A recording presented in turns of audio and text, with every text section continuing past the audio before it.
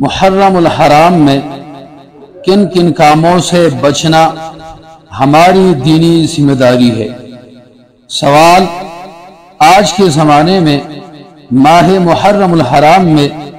کس طرح کی بدعات و خرافاتی رسومات سے بچنا ہماری دینی ذمہ داری میں شامل ہے؟ جواب: محرم الحرام کے مہینے میں ہر اس کام سے بچنا ہماری دینی و شرعی ذمہ داری ہے جو اس وقت اہل باطل کا شعار ہو، چاہے وہ خاص لباس پہننا ہو، تعزیہ و جلوس نکالنا اور اس میں شرکت کرنا ہو، شربتوں کی سبیلیں لگانا ہو، یا پھر نیاز حسین کے نام پر حلیم اور دیگر چیزیں تقسیم اور وصول کرنا ہو۔ غرض جو بھی کام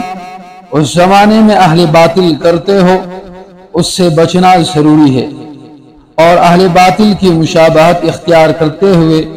وہ کام کرنا یا کرنے والوں کے ساتھ شریک ہونا گناہ ہے۔